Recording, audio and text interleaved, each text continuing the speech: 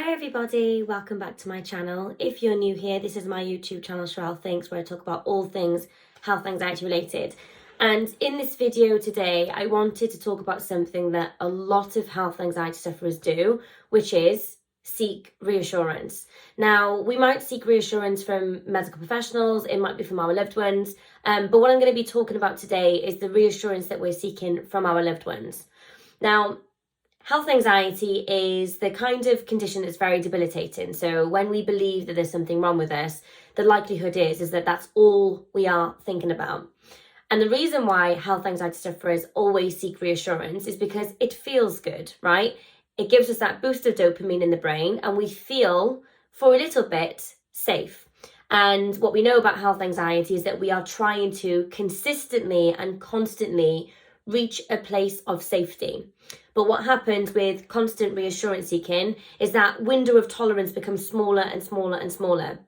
So that essentially the reassurance stops working. And that's why the more we seek, the more we have to seek. And it's a big problem among health anxiety sufferers. And one of the big things that I do with my clients is to try and get them to stop doing this. Now, a little bit of a useful tip here, and something again that I kind of share with my clients is that we don't want to completely push away our support system. We all know how vital having a support system is. And in fact, I don't think I would have recovered without my support system. So it's not that we're just going to stop, seeking support from our loved ones, but we're going to do it in a different way. So I'll take you back to an example of mine. So about 4 years ago, when my health anxiety was rife, I was completely and utterly obsessed with lymph nodes. So about 10 times a day, I would say to my husband or my mum, can you just feel this lymph node again? Can I feel your lymph nodes? Do you think it's lymphoma? Do you think I'm okay? Tell me I'm all right. It's not lymphoma, is it? And it was just constantly all day long. Now, that caused a lot of friction and tension and frustration on both ends because I could see that my loved ones were getting frustrated and I felt like they weren't understanding.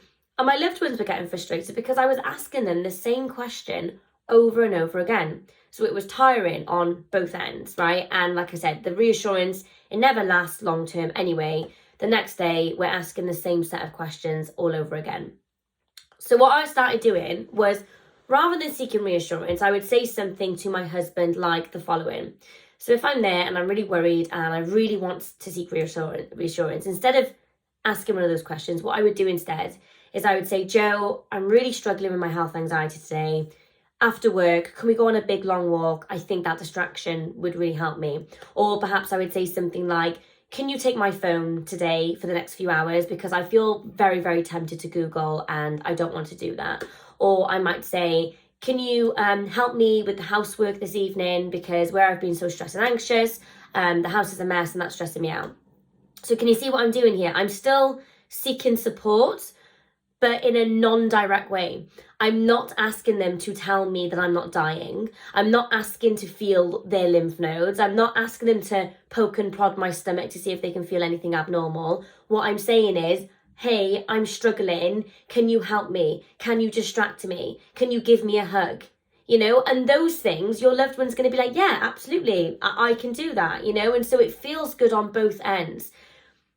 I think for a health anxiety sufferer, there's going to be a little bit of a transition with that because it is still tempting to seek reassurance because, like I said, what we're looking for with health anxiety is complete certainty all of the time. That's what we're chasing and that's what ultimately becomes very problematic. But it's a really useful tool to kind of transition slowly from constantly seeking reassurance but still having your loved ones there to be able to help you and try to make you feel better. And I can say that since doing that, it's made all of the difference to me, to my husband, and just our relationship in general, because I'm not bombarding him with the same questions anymore. And when I do seek his support and I do say to him, like, look, can you distract me today? He's more than willing and very happy to do that because it's a very proactive thing to do. And he's like, yeah, sure, of course I can do that. And he's happy to do it. So it will make all of the difference to your own health anxiety and to your loved one. It makes it easier for everybody involved. So try and do that. Next time you want to seek reassurance from one of your loved ones, just pause for a moment and say, right, how am I feeling? What is it that might be useful to me right now? Is it that I need a back massage? Is it that I really would like to go on a jog right now? Is it that I just need a hug from my loved one? Do I just need a conversation change? Do I need somebody to go on a nice long walk with me? And whatever that thing is, ask for it.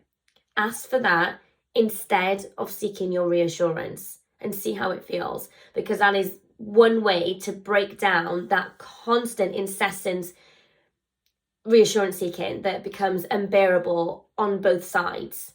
So that is my tip, guys, for seeking reassurance. Like I said, we don't want to get rid of our support system. We still, we know that having a good support system is completely vital, but we do need to ease up on the reassurance seeking. Health anxiety has 4 pillars: Googling, reassurance seeking, check-in, and avoidance. And that's how we pull away the reassurance seeking one.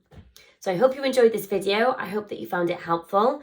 Please give this video a thumbs up at the end if you enjoyed, and please subscribe if you haven't done so already. If you would like to have one-to-one coaching with myself, please click the link in my bio, and either myself or my PA, Amy, will get back to you with my availability. Take care, guys. See you soon.